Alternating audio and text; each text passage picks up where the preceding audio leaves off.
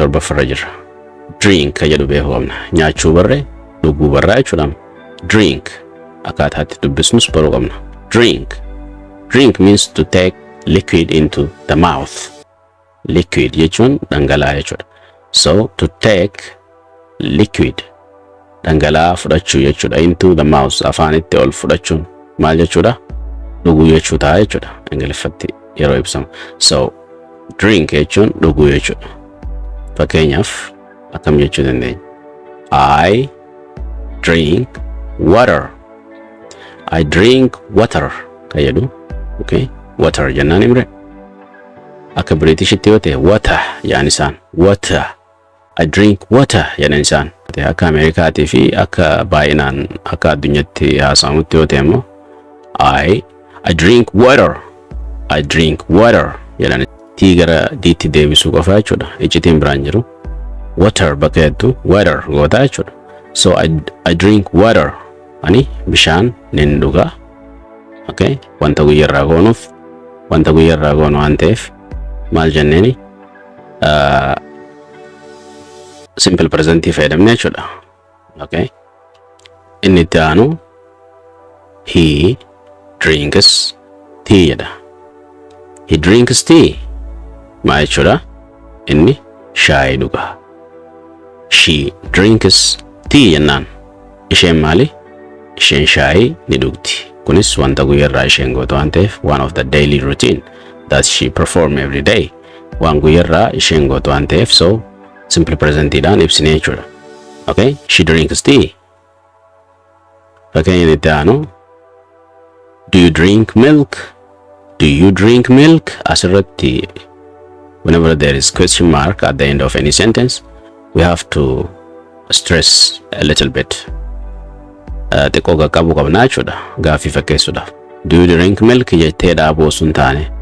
Do you drink milk? Akkasitti xiqqoo qaqqabda jechuudha. So ati aannan dhugdaa jechuudha. So irra deebinee haa dubbisnu alta. I drink water. She drinks tea. Do you drink milk? Okay. Fakkeenya 38 dhufnee jirra. Okay. Jecha namni hundi beekuu qabu akka afaan jalqabaatitti. Jechoota aannan jalqaba barachuu qabu keessaa tokko kan ta'e isa like jedhamtu tana jechuudha. Okay?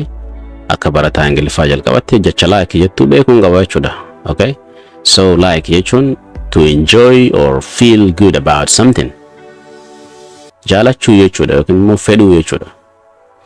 Okay, yeroo baay'ee viidiyoo amma ilaalaa jirtan tana iddoo like jedhamtu kana naatu ka'a jedha yeroo baay'ee namoonni. So like naa godha yeroo jedhu naa jaaladhaadha jechuudha waan san. Okay?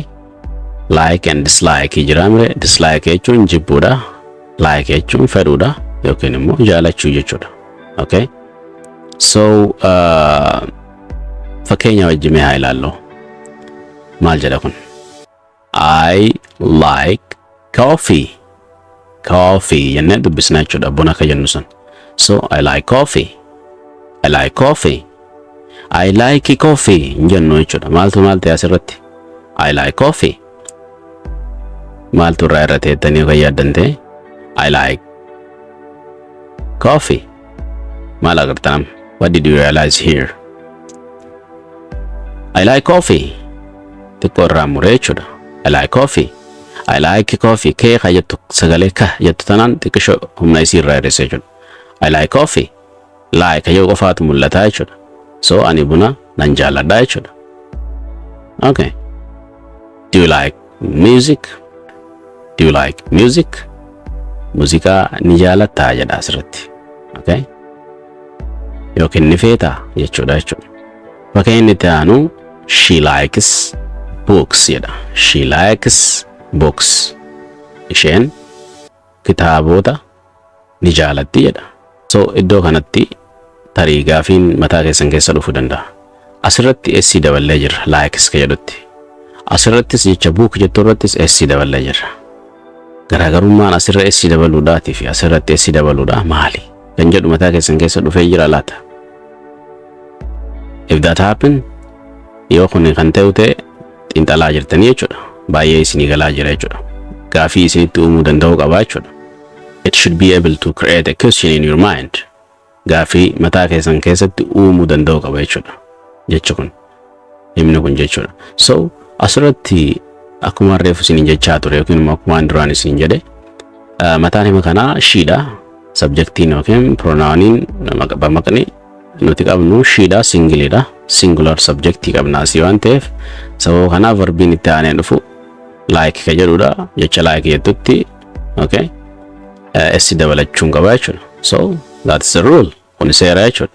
Asitti yoo s maaliif hin dabalee ka jennute sababiin isaatis isheen kitaaba dubbisuu jaalatti yeroo jedhe kitaaba hoggaan jedhe amma asirratti kuni jechi book jedhu kuni noun maqaa jedhaniin maqaadha.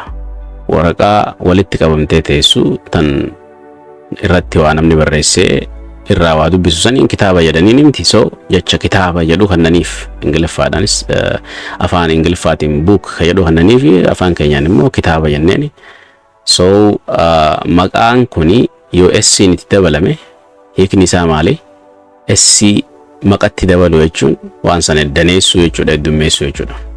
So ishiin kitaabota kan ishiin jaalattu malee kitaaba tokko qofaa miti. Sababa kanaaf daneessuu qabna jechuudha. Kitaaba ka jedhu kitaabban godhuu qabna jechuudha. Kitaabilee yookiin kitaabban.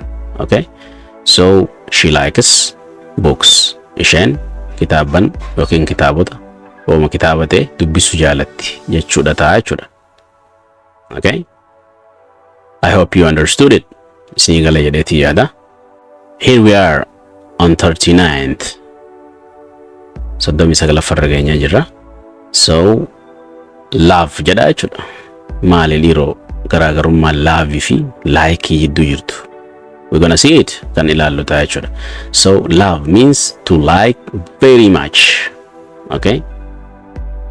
Love jechuun haalan jaalachuu ta'a jechuudha. Okay? Okay. So the power of love is stronger than the power of like jechuudha. Humniti love ida like irra jabdu jechuudha. Okay? Asirratti kana nu agarsiisa. Haalan jaalachuu jechuudha wanta tokko. Okay? So I love my family. Okay? I love my family. Maatii koo yookiin ani maatii koo nan jaaladha. Okay? Ati akka haalan jaalattu agarsiisa jechuudha. Yoo asirratti I like my family jette baay'een jaalattu jechuudha. Humna jaalala jettu san hin qabdu jechuudha. Okay? Jecha ati fayyadamte powerless ida jechuudha xiqqisho. Humniti isaa dadhabaadha jechuudha yoo like fayyadamte iddoo kana. So I love my family yeroo jettutti maatii koo haalan hin jaaladha jechuu nu agarsiisa jechuudha. Okay? Fakkeenyi itti aanu he loves football jedha asirratti. He loves football. Okay? Inni kubbaa baay'ee jaalata jechuudha. Haalan jaalata jechuun agarsiisa. Inni kubbaa miilaa ni jaalata. Okay? So inni taanu maal jedha? We love our teacher. We love our teacher. Nuti barsiisaa keenya ni jaalanna jechuudha. Okay? Haalan jaalachuu keenya ibsaa jirra jechuudha. We like our teacher jechuu fi we love our teacher jechuun garaagarummaa akkasiisan qaba jechuudha. Okay? The last word for today. Jecha arraaf xumuraa jechuudha. Play means to do fun activities or game. Wantoota nama kofalchiisu, wantoota adda addaa gochoota ati gootu jechuudha ittiin bashannanuudhaaf. Okay? Yookiin immoo game yookiin tapha jechuudha. Walumaa galatti play jechuun taphachuu jechuudha yookiin tapha jechuudha. Okay?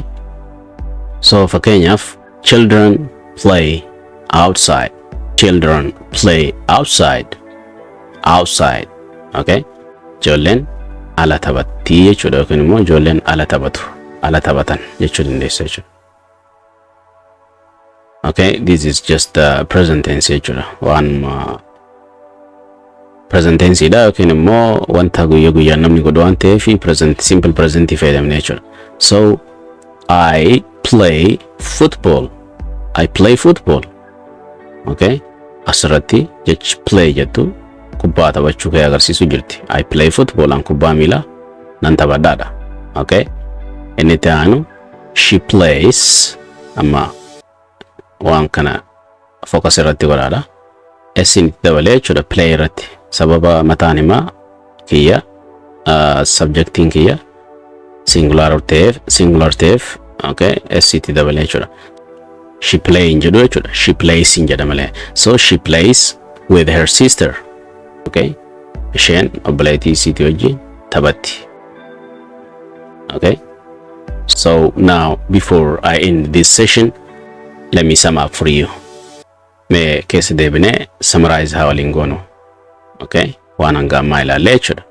So wanti ilaallee do ka jedhu ilaallee to act or to perform dalaguu jechuudha jenne. Itti aansinee maal ilaallee go ka jedhu ilaallee to move from one place to another jenne. Iddoo tokkorraa tokko deemu yookiin immoo deemuu jechuudha jenne. Sambooddee come ka jedhu ilaallee come jechuun dhufuu jechuudha to move toward a place or a person jenne. So soddomii afuraffaratti maal ilaalle see ka jedhu ilaalle arguu jechuudha.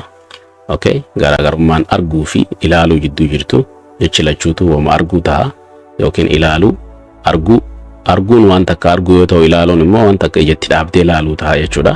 Okay, look jedhaniin isa sanii.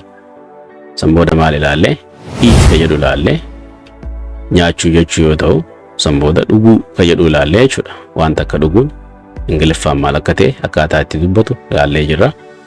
Sambooda like ka jedhu ilaalle like jechuun waan takka fedhu yoo ta'u love ka jedhu kunis akkuma likeidha fedhu yookiin immoo jaalachuu yoo ta'u wanti adda isa taasisu more powerful than like akka humna irra qabu barree jechuudha jechi love jettu. Okay, jaalala haalaan ati waan takka jaalattu akka agarsiisu ilaallee jirra jechuudha. So sambooda maal ilaallee play ka jedhu ilaallee jechuudha xumurratti. Play jechuun to do fun activities or game. Waa taphachuu waan si gammachiisu sochiilee ati gootu. Okay, ittiin bohaaruudhaaf kan ati gootu yookiin immoo hiikni isaa afaan oromootiin taphachuu jechuudha. Fakkeenyaaf the children play outside. Ijoolleen ala taphatti. So